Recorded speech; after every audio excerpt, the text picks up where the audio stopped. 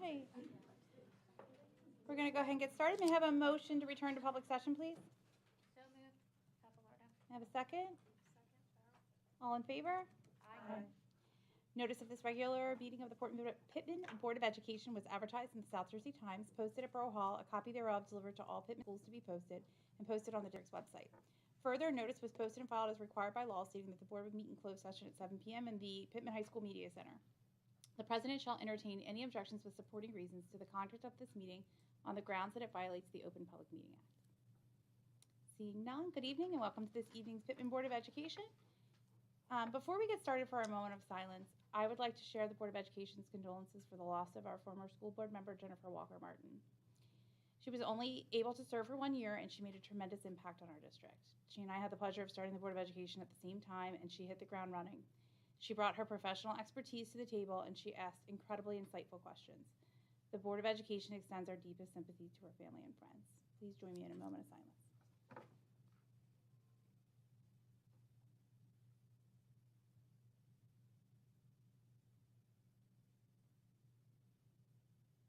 Thank you. Please join me in a salute to the flag.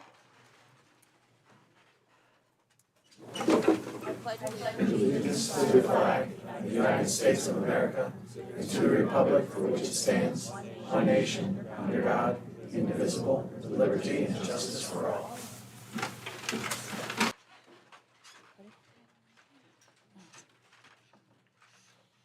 Mrs. Rose, please call roll. Ms. Miller. Present. Ms. Papalardo. Here. Mr. Grossman is absent. Ms. Higby Iona. Here. Ms. Farrell. Here. Ms. Pote. Here. Ms. Bolton. Here. Mr. Crispin. Here. I'm going to go ahead and turn it over to our high school principal, Dr. Lombardo.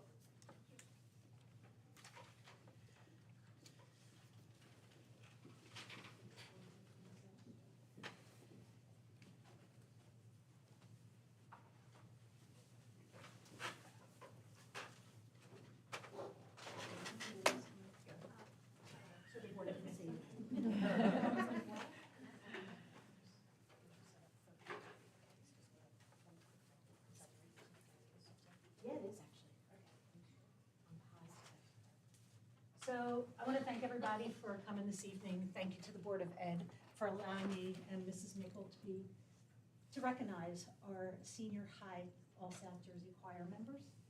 If you could give me one quick second while we bring the guests in the back. So yes, these young ladies are here to entertain you with their extreme talent and be recognized for their All South Jersey efforts. Mrs. Mickle is also here because she is our junior senior high school spotlight for 2023-2024. So I would like to say a few words about Mrs. Mickle if I could. But before I do that, I would like to recognize her family that has come over as well. Her mother and her father, her sister, and the fiance. So not her fiance, his fiance. A few words about Mrs. Mickle. We have had the pleasure to work together. And I cannot imagine a more professional, a more talented, or a more child-centered educator than Mrs. Mickle. What she does not only for our school, but also for the community of Pitman, is often not able to be compared to other educators. Her skill that she gives to the students is not just seen in the classroom, but it's seen throughout the community. But on top of all that, she is a phenomenal person. Her ability to bring students into the program and retain those students into the program is something that is very rare when it comes to specific arts or anything that has to be specified. She manages to bring kids into a program and retain them because that's who Mrs. Mickle is. She is someone that gives 110% all the time, and not only that, she is a wonderful, wonderful colleague to everybody in the building. If you need someone to volunteer, you go ask Sarah, and the answer is always yes. Can you grab us a couple kids to sing? Tell me where and when. Do you want to do a cross-curricular lesson? Absolutely. So these are just a few things that make Sarah the amazing person that she is. She comes from a wonderful family who shows up at every event that we have here.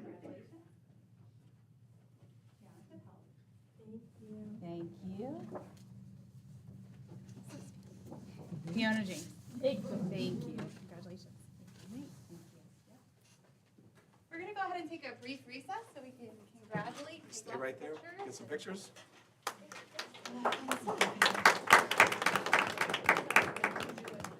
I'll have them come up on the board.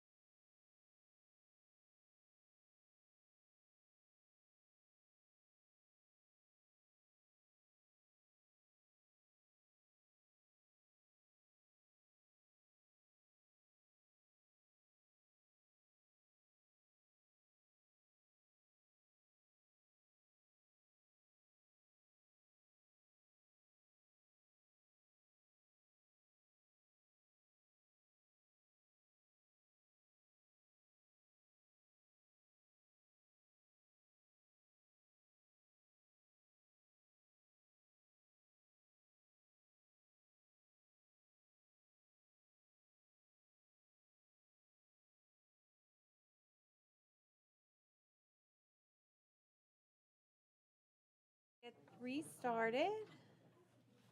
That's going to take us to our first public comment. Pitman Public School Board recognizes the value of public comment on educational issues and the importance of allowing members of the public to express themselves on school matters of community interest. This is the first of 2 public comments we will have tonight.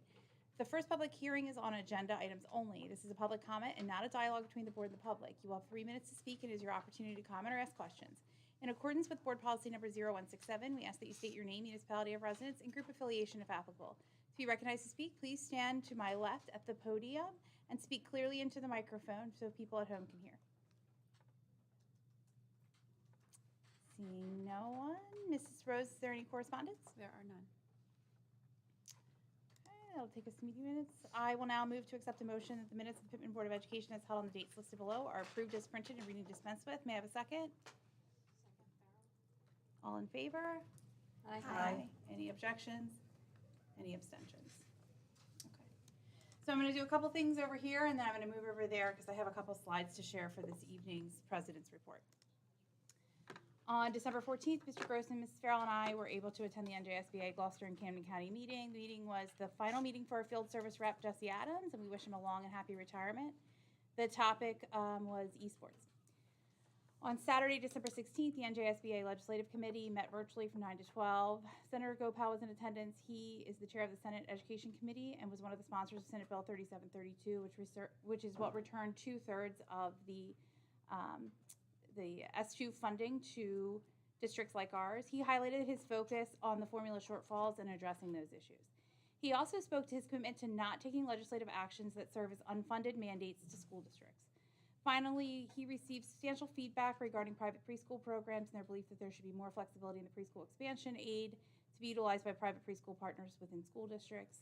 The government relation team for the NJSBA outlined a number of pending legislative action or items, and they also discussed their 24-25 legislative advocacy agenda, and that was initiated at the prior meeting.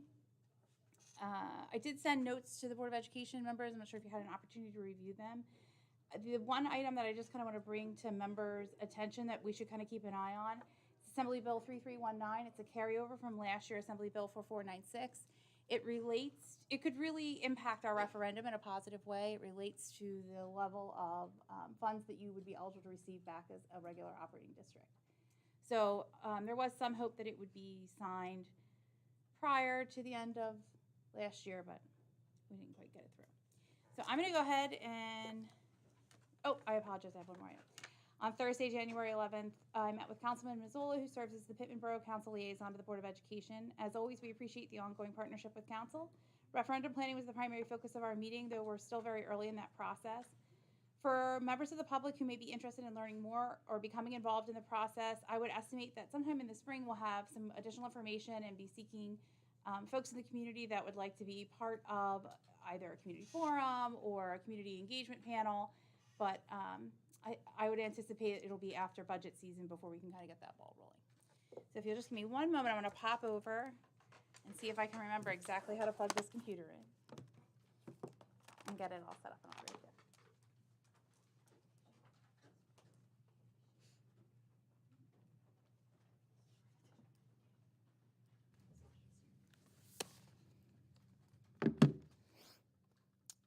I joked with our tech guy earlier that I need my old lady print level text to be able to see what I'm supposed to read. Okay.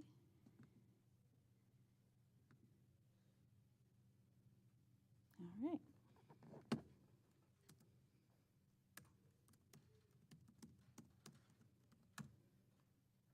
This one's going to be a long one, and I apologize in advance, but I could stay in the weeds, so to speak, on this topic all night long. So I will do my best not to, but I do feel like it's really important information to share, so we're going to go through it.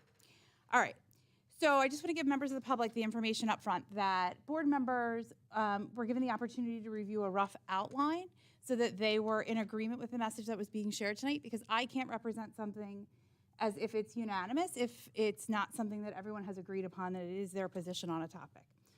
So that's the information that was shared to them was, like I said, a rough outline. I did send you all the slideshow right now, so you have it in front of you, so you can look at it in a little bit of closer detail.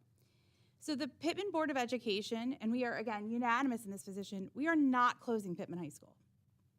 We just want to make that really clear. I understand where rumors start, and we feel like it's really important for folks in the community to hear that. And we are continued to supporting a preschool through 12th grade district in Pitman for all of our students. We know that Pitman Public School District is special. We appreciate the tireless efforts of the district staff, administration, students, and their families, and the community across all grade levels in partnership to foster an environment of exceptional learning experiences. Our district is a testament to perseverance. We have survived devastating state aid cuts, rising costs, unfunded mandates from the state, a pandemic, and aging facilities. We have been successful because of our staff members who have they've moved buildings and grades, and they've done it numerous times with grace and professionalism. They've lost colleagues to staff reductions. We've had administrators jump in and learn brand new roles with a student-forward focus, and we appreciate every one of their numerous efforts to help keep Pitman. And all of those challenges that we've faced as a district, we know that they're the reason that we're successful. Maintenance staff that's kept 100-year-old buildings clean and safe, aides, cafeteria staff, secretaries, guidance workers, child study team members, secretary, business office. The list goes on, and I know I'm leaving some of them out, but we are here because of our people, and they have worked tirelessly for our students, and that is why we continue to be successful, despite those budget cuts and despite those numbers that have been difficult and those moves and consolidations and reconfigurations. As a Board of Education, we have to balance governing in a way that's ethical, responsible, and transparent, and all while ensuring that we're good stewards of public funds. With that in mind, we believe that the Pitman Public School District will continue to provide an exceptional education across preschool through 12th grade. It won't be without sacrifice. It requires us sometimes to form partnerships with other districts for athletic opportunities or to employ creative strategies to ensure that we can offer the widest range of academics to our students, like VHS and kind of all those collaborative efforts that our district staff makes on a regular basis. And so we really wanted to share that message. And I could end my president's report right now, and I'm sure everyone would be thrilled and we would get home far sooner than we will. But the attorney gets a flat rate, so we're just gonna stretch it out. Pitman's really good at getting every day, a real good bang for our buck here, so we're gonna do it. So I know that rumors are conjecture or wild speculation or somewhere in between, and that everyone's cousin's brother's mother has told them that Pitman's going to do this, or Pitman's going to do this and that with this school district or that school district. So let's go through some of that information, and these are pieces of information that I found really helpful in educating myself about what the process looks like as it pertains to some of those rumors. And I think it's important to kind of make sure that members of the public and other board members are aware of it as well. So we're going to go ahead and get started. First thing I'm going to show you, these are all of our email addresses. We're always available. Please reach out. If you're a member of the public and you have a follow-up question after tonight, or in general, anytime, we are all available via these email addresses. You can find them with a much handier link on our district website, and we can chat. You want to have a cup of coffee and ask me some more follow-up questions about the information that I'm presenting tonight? Happy to do it. Come on over to our house if you like golden retrievers and German shepherds and can tolerate some dog hair. All right, so I want to share some of the nuts and bolts, so to speak, of this conversation. There's no scenario if we lop off some portion of Pitman Public School District students that we would no longer be serving in-house, that you're not fiscally responsible for those students' education. If you enter into any type of agreement with any other district, you still have to pay all of the costs associated with educating those students, be it a sending and receiving relationship on a tuition basis, a regionalization.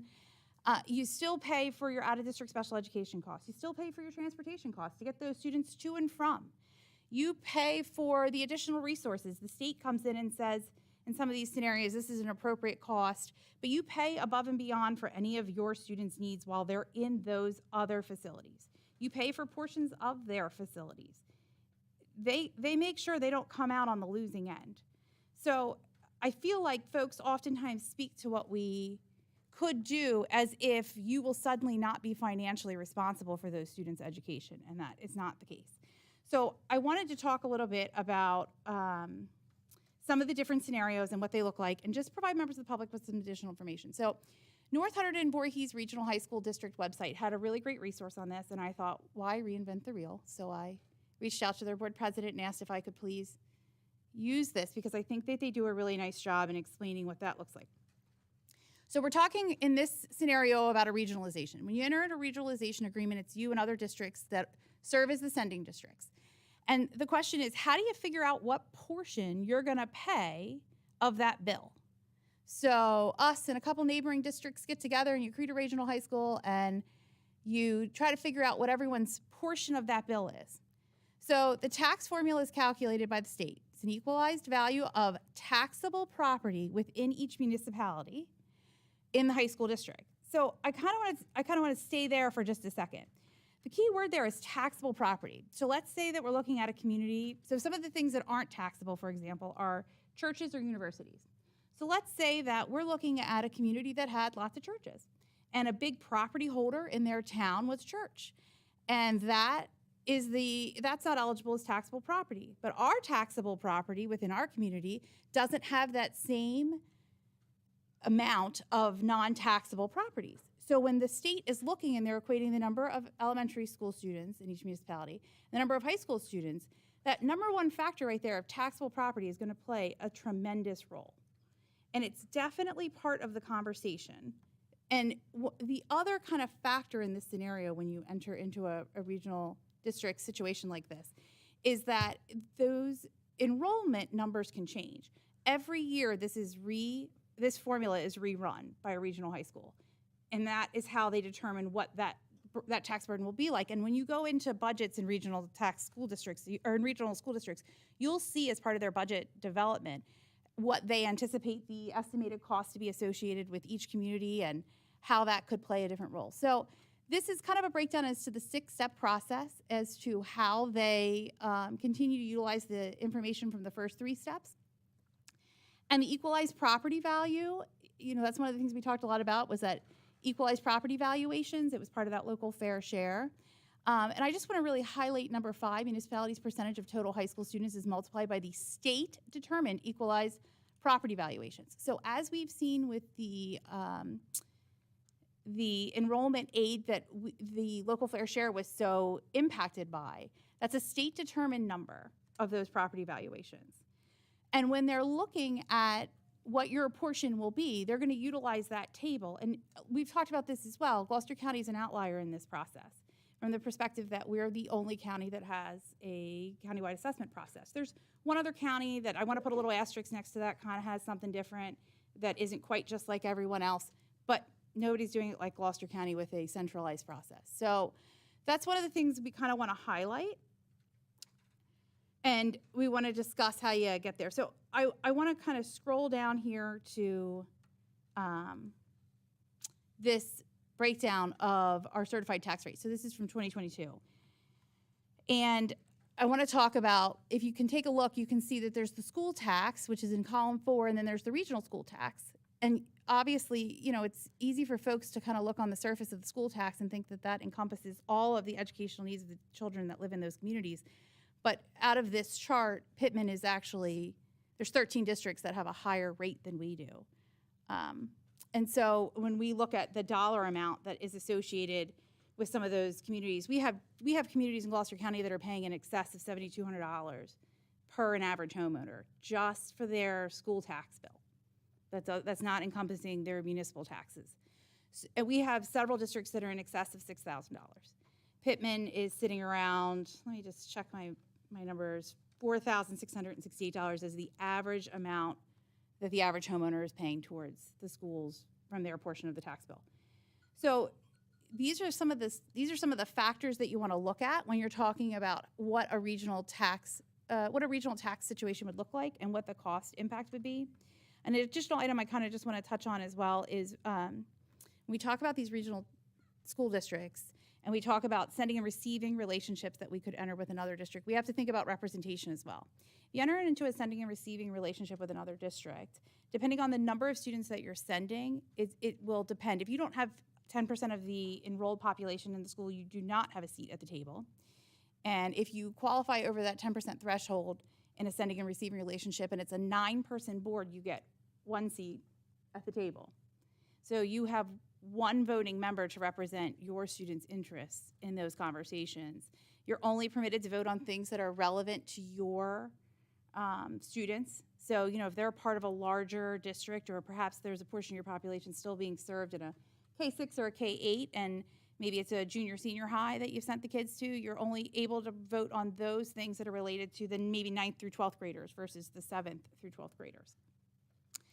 And then one of the other factors when we look at regional boards of education is what the federal census status says. So let's say that church community that we just talked about that has that large amount of property that's not taxable happens to have 18,000 kids that live there for 9 months of the year. Well, according to the federal census data, wherever you spend most of your time sleeping and eating is where you are registered for federal census numbers. So those 18,000 people would be under that municipality, and therefore they would have a larger share of representation on a regionalized board. And in that scenario, they could represent the interests of their community to a greater voting degree than we could. So that's definitely an additional factor that you want to keep in mind when you're talking about the various partnerships that could exist. So the next thing I want to kind of touch upon, and like I said, I'm just kind of trying to move through as quickly as possible because I really could spend a great deal of time talking about all of the different nuances, is the termination of a sending and receiving relationship. So the burden of proof for requesting district is that the withdrawal will not have any substantial negative educational, financial, or racial impact on the affected district. So, sorry, let me just scroll down. So I call this the marriage clause. You're marrying this person. This is it. You're not dating, or to date myself, you're not talking to them. I don't know what the kids say these days, but you're not doing any of it. You're married for 10 years. And in an effort to leave that relationship, you have to have the Department of Education give you permission to terminate a sending and receiving relationship. So Princeton and Cranberry is a good example of a sending and receiving district. So, for example, Cranberry had a significantly smaller portion of the Princeton School District enrollment. Cranberry was charged, I think it's $17,439 in tuition. That's just for the students that go to that school. That's not encompassing the $1.18 million in transportation costs for their 248 students, I believe, off the top of my head. And it's also not encompassing any of the alternative placements that those students may need that aren't being serviced in Princeton, so their educational needs are being met at outside schools. It's not encompassing any of the special education costs that are being required for those students that are in fact going to Princeton. So one of the examples in their contract, they even pay towards Princeton High School's library to have extended hours for their students to use. They pay a portion of that. They pay a portion of certain repairs that are done on the facilities. And the conversation around Princeton and Cranberry kind of reevaluating whether or not they wanted to renew the relationship circled around some of those factors of tuition and what the impact would be, but Princeton was kind of running out of room in their facilities, and they were looking to go out to a bond referendum and determine whether or not it made sense to build an additional facility that was large enough to encompass these students that were coming from another community. The Department of Education, it was extremely unlikely Princeton was counseled to not apply to sever the relationship because they did not think they would be successful. So Princeton counseled, there's no known successful termination post-1986 where one district has objected.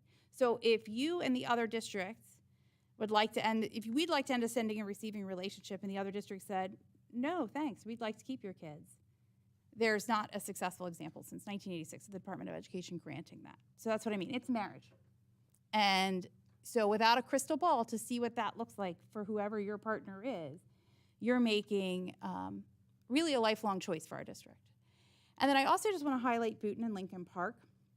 This is actually an example of a district where they jointly positioned the Commissioner of Education to end the sending and receiving relationship.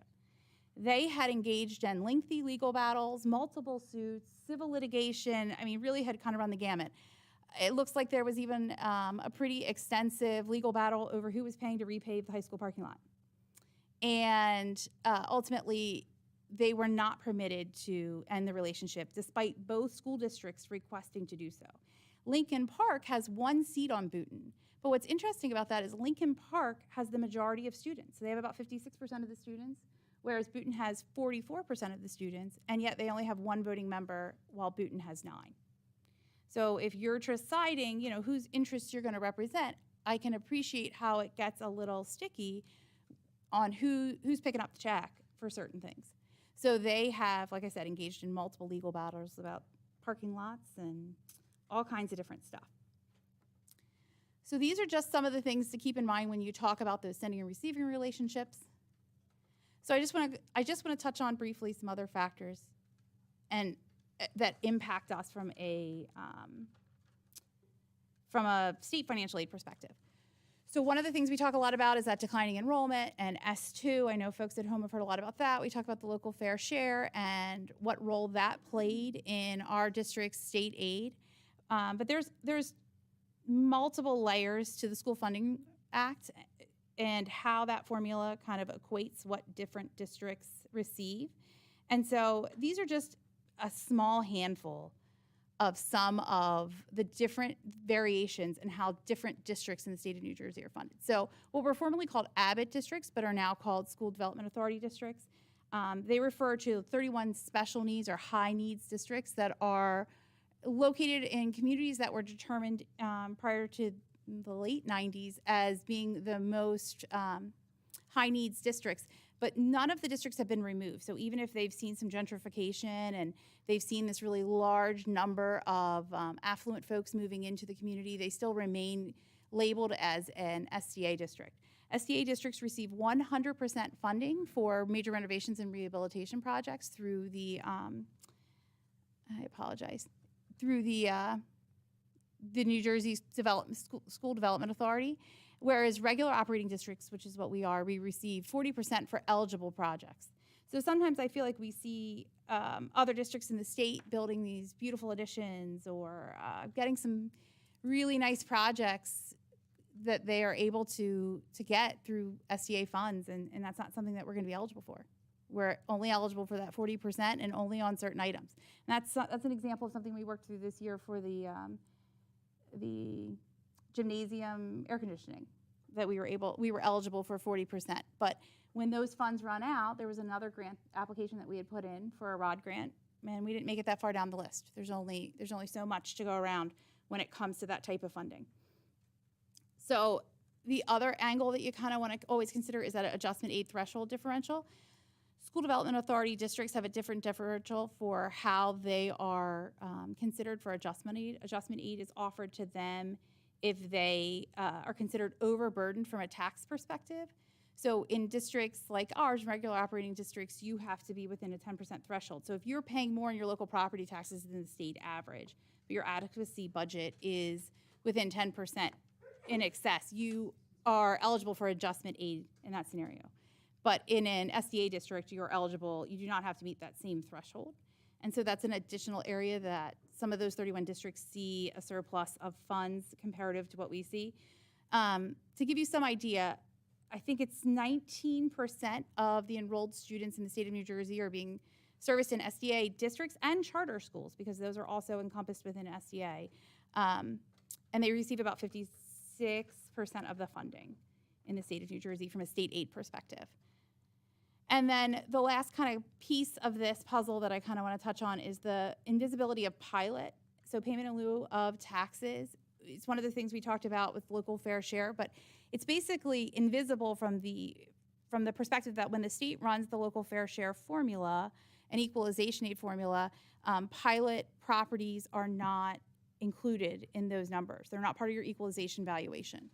So when we talk earlier about looking at like a regional tax or a regional school district, or we talk about where that equalization valuation plays a role in what your state aid should be, we see that there's this huge occurrence of pilot properties in some of these 31 districts.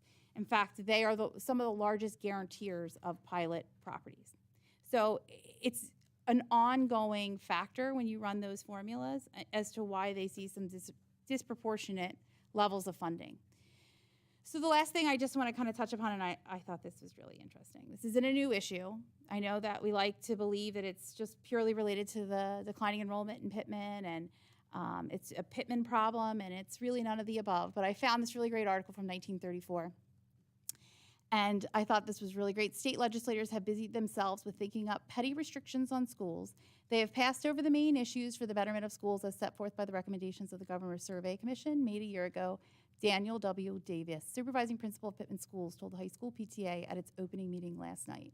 Schools have come to be regarded as a burden by many because the taxes are unfairly apportioned, said Supervisor Davis. The cost of schools in New Jersey is around $120 million a year. By contrast, this is no large sum, as an equal sum is spent on candy, tobacco, and chewing gum in the state each year. The difficulty is that many of those who benefit from education, directly or indirectly, are not helping to pay the bill. It is saddled on real estate, which represents only 35% of the wealth of the state, and is assessed for 85% of the cost of the schools. So I did think that it was interesting that these conversations have been going on far longer than any of us have been here. So I just want to just share some final thoughts. I think it's really disheartening when I hear the rumors from folks that kind of attack either personnel or people. We're a people business, right? And at the end of the day, that's what it's about. And we are where we are at. We have survived and thrived because of our people. And we should be feeling so fortunate that we have so many wonderful staff members and community members and parents and students that continue to make Pitman great and continue to be the exceptional people that help provide those learning experiences for our kids. So I just thought it was really important to share this information, both, like I said, with members of the public and the Board of Education. These are some of the considerations that should be really a focal feature in topics that we hear around town, and I thought that it would help with some of those rumors that folks really like to run with, so that we can make sure that everyone has as much of the facts as I can fit in. So thank you guys so much, and I think I'm going to turn it over to Mr. Crispin next. Right. Thank you. Just run through a couple things very quickly. The HIV report is listed there for the month of January. Security drills are also listed. Playground update, I think we generally can see day to day how things are going there. Obviously, the weather is going to impact our continual movement forward to having that completed. Right now, we are waiting to get the fencing completed so we can get everything secured. There's still some tidying up we need to do before we can kind of have our official opening over there. But we are moving along very well. Hopefully, we'll have that ready for the spring. I did put down possible referendum. Mrs. Miller mentioned that. It's also maybe will be mentioned in our finance report. It's something the board is currently working with our professionals to determine what that potential cost might look like. We have a list that was created through the strategic planning process through our facilities committee. And this list is all encompassing all the items in which they identified as needs here in our district. Our professionals are costing them out, and we're looking at what that bottom line number will be. We are in the process of identifying some financial individuals to assist us through this process, a bond counsel, and some other financial assistance, which will identify the amounts of money that we will have available that we could potentially go out to bond for. So it's in the process. Our target date is sometime in March for the board to finalize what the overall project will entail. And the last two things, there's an HIV semi-annual report that we have to give this time of year reflecting our HIV reports for the period of July 1st through December 31st of 2023. I think it's a reflection a little bit of what Mrs. Miller reflected upon in her address relative to the special nature of this community, that we have no HIV reports that were reported to the board during that period of time. Been in this business for a long time, since HIV was created, and I've never had the opportunity to say that. So it certainly is a reflection of the environment that's created here in this district, the way in which people treat each other. I think the proactive approaches that our staff takes, from a social, emotional perspective in dealing with things that need to be dealt with, and I think it's a very good positive reflection upon this district. And I think you'd even hear some students, I think, who are coming from other districts, who are coming seeking this type of environment, because it's not necessarily what they've been experiencing in the districts in which they're coming from. So we want to continue to promote that where we can, and I think we should be very proud of everything that's done in this district to provide that type of environment for our students. The other thing I want to just very much, one of the bigger things that's going on right now, or we want to get going, is this grant that we received from the state, High Impact Tutoring. It's about $50,000 plus that we received, and kept the board informed that, we've had a few little stumbling blocks, and Rebecca's just going to give us a quick update. Right, any students who are identified for cycle 1 for this grant, it's all grade 3 and grade 4 ELA and math, support, tutoring support, high impact support 3 times a week. All of those families have been notified. Folks who wanted to get involved have accepted. And we were anticipating beginning January 9th, but it is sourced by an outside vendor named Catapult Learning Incorporated. They are having the same problems many schools are having, finding staffing. And so we found out that we can have Catapult hire some of our teaching staff to do this. So I invited Pitman Elementary School teachers, anyone at Pitman Elementary School, because it will be housed there, to apply to Catapult. And so a number of our teachers have done that. Catapult is still in the process of staffing the 3 cycles or potentially 4 cycles that we will have depending on, time. This can go all the way into August. And as soon as we can start cycle 1, we will.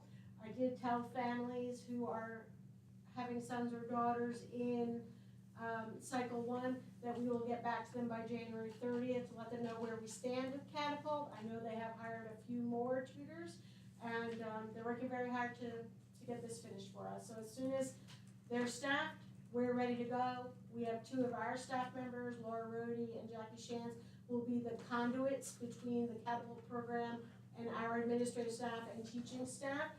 There'll be an extra security layer there every day with our students. We felt safer with that as a admin team, and hopefully some of our teachers will be teaching there as well, and I'm excited for that. I'm excited to have that mix. So that's the update. Thank you. I will turn it over to our student representative, Sola. Thank you. Senior high students have been working hard as of last meeting with the looming midterms ahead, as some in upper level Spanish classes are preparing for the biliteracy exam tomorrow. Along with tests, the Pitman Music Department has been preparing for their Broadway Pops concert to take place in February. In the realm of sports, Pitman boys and girls basketball has been playing their hardest as they start their year off with only 1 loss for the boys and only 2 losses for the girls. And the swim team has taken on their first 2 meets and have come out victorious. Students continue to cheer on the Panthers as the winter sports season progresses. As a student representative and a peer, I sought in setting out to hear what my fellow classmates had to say about the school this past week. I sent out a survey to students asking their thoughts on what could use improvement in the school, along with what they deem an important asset to the Pitman community, and I have been sifting through their responses in order to help gauge where my funds can most aptly be used. I met with board member Pote last Thursday, and we discussed the possibility of using the money towards a mental health event surrounding finals to encourage students to take care of themselves mentally, especially during stressful times. I will update the board as I continue down my path of decision-making. Thank you. Thank you. I don't believe we have a report for our data ad hoc committee, so I will turn it over to our CSA search committee chairwoman, Mrs. Bolton. Okay, January update for the CSA committee. We had a busy and exciting month as we move into this process. So Mrs. Miller, Mrs. Farrell, and myself met on December 20th to discuss the questions that we will be using to interview potential candidates. So we came up with some pretty good ones, a wide variety of questions on that. Then we met again on January 6th to review the preliminary applications that have been submitted up until that date. We discussed the interview process in greater detail and then provided Mrs. Rose with a list of potential candidates that we were interested in interviewing for the first rounds so that she could begin scheduling those candidates. And we are going to begin the interview process on January 22nd and the 24th. And because we have so many potentially great candidates, we had to add another night of interviewing, so we will add the 25th as well. So I think we're excited to get this going. You know, not that we won't miss you, but it's certainly been a neat process, and we got a lot of really great resumes. And, you know, you're always nervous going into it, but I think we got a lot of great resumes, and we're all kind of excited to get the process going and, you know, see who's going to be the best fit for us. Very good. All right, we'll go on to finance and facilities. I'm going to turn it right back over to Mrs. Bolton. Let me pull up that one. Okay, this is a long one. All right, the finance. Yeah, the public seat. I mean, okay, it's not longer than my normal. Sorry. No, I was not gonna. Yeah. I just felt like it was long. Okay. All right. The Finance Committee met on January 10th at 3:30 p.m. In attendance were Interim Superintendent Steve Crispin, Business Administrator Carissa Rose, Board President April Miller, and myself.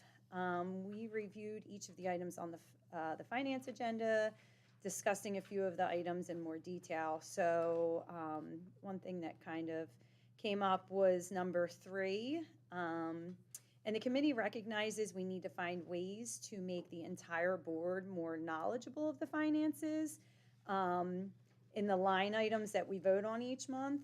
And the Board of Education members are also welcome to sit down with Mrs. Rose to review the finances in greater detail at any time that anyone has a question. So there is also additional training offered by the NJSBA, as well as some online resources that break down what categories of expenditures are permitted into what accounts. And Mr. Crispin did recognize that that's probably the hardest but best way for us to get some knowledge is to just kind of educate ourselves a little more. So we talked about the rising cost of transportation and how we're just going to need to plan for a higher budget in that area next year. From a budgeting perspective, it's really hard to plan for that. We budgeted an increase of 20% over last year's transportation costs. However, mid-year district enrollments, meaning a student moving into the district who requires transportation to an alternative placement, can drastically impact our transportation costs. So we are also not eligible for extraordinary aid for transportation costs either. So with some special education expenses over a certain threshold, we are eligible for a little bit of aid. But an example of a student transportation contract, you know, we have a student $88,000 to $100,000 for one student transportation cost. So you can see how it's really hard to fit. You know, if that comes up $100,000, we have to kind of find, and it does prove to be a little tricky to find, you know, where that money is going to come from. So the business office, you know, works diligently with other districts to find partnerships to share transportation costs, but in some instances, we just have no other options but to go out to bid. So having our own transportation, which has proved extremely difficult, that wouldn't even solve our issue either. So alternative placements are in schools with start times and end times that would still necessitate, again, going out to bid. So currently our transportation costs are trending to be double what was originally budgeted and in the ballpark of, or in excess of $700,000. So next we discussed the moving of administration offices to Walls School to make space at Memorial for the new preschool classes that we need to make. And we just talked about some ways that we can make them all fit into certain areas over there. And hopefully that works for us so that we can utilize those spaces that we already have. And then we also talked about the referendum and the timeline moving forward and how we plan to proceed on that. So more news on that will follow. So with that, I will make a motion to approve line items 1 to 12 as written. May I have a second? Second, Higby. Any discussion? Mrs. Rose, please call the roll. Ms. Strong, does anyone have to abstain for number 6? Number 6, hang on 1 second. No. They're okay? Yeah, they're with fine. that? Okay. Yep. Just wanted to make sure. Yep, no problem, good question. Higby Iono, Yes. Bolton, Yes. Farrell, Yes. Papalardo, Yes. Pote, Yes. Miller, Yes. motion. Thank you. Curriculum instruction, I'll turn it over to committee chairwoman, Mrs. Papalardo. Wait, no, not anymore. We're all mixed around. I gotta update my notes. All right, the Sarah. Curriculum and Instruction Committee met on Wednesday, January 10th, 2024 at 4:30 PM. In attendance were Mr. Crispin, Mrs. Moody, Mrs. Rose, Mrs. Miller, Mrs. Papalardo, and myself. Some of the items we discussed included the engagement between the Pitman Board of Education and Pitman Police Department, the new staff candidates being hired that are on tonight's agenda, as well as the staff resignations and retirement. Some of the items being approved tonight also include some new substitutes as well as a few field trips. Also, we discussed, but not on the agenda, was the high-impact tutoring program, which Mrs. Moody previously mentioned. So with that, I'd like to make a motion to approve items 2 through 16 as written. May I have a second? Second, Papalardo. Any discussion? Seeing none, Mrs. Rose, please call the vote. Higby Iono, Yes. Bolton, Yes. Farrell, Yes. Papalardo, Yes. Pote, Yes. Miller, I abstain from number 2 and yes to the rest. motion passes. Thank you. I'll take us to communication and policy. I'll turn it over to the committee chairwoman, Ms. Higby. Okay, the Communication and Policy Committee met on January 8th at 4:30. I was not in attendance. In attendance were board members Melissa Farrell and Natalie Pote, Mr. Crispin, and Mrs. Rose. There are no action items for the committee this month, but the committee did discuss the need to review all district policies. So we're going to try to embark on a project to review them in batches month by month, and the target is 10 policies a month. We think of fun things every month. Yeah. We just want to make sure that they're up to date and comply with all applicable laws, regulations, and that they align with current district goals. So fun stuff coming. All right, thank you. Going to bring us to our second public comment. Please state your name, municipality, of residence, group affiliation if applicable, and please limit your comments to 3 minutes. If you'd like to be recognized to speak, please come stand at the podium to my left.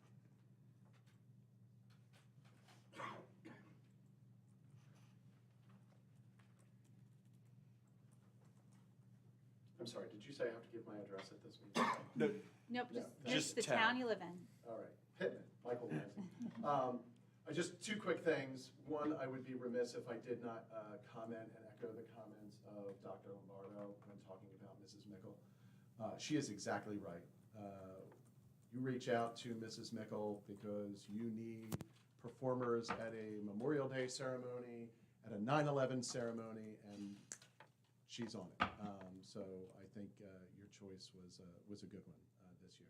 The second thing is I just wanted to thank you, Mrs. Miller, for your report tonight and for sharing those comments and to stifle the rumors that go around our community. You are correct. We do have a very special community here, and our pre-K through 12 district is a huge part of that. As a parent of Pitman Junior Senior High students, as a graduate of Pitman High School, as a parent of graduates of Pitman High School, but most importantly, as a property owner in this community, it is incredibly important to have our school district here. So I appreciate everything that you shared tonight. I understand it's a battle. I thank all of you for your dedication to our school district and to our community, because there's an awful lot of us that have been putting in an awful lot of time for a very long time to get our community to where it is today, and this is a huge part of it. So thank you for that commitment to our district. Thank you.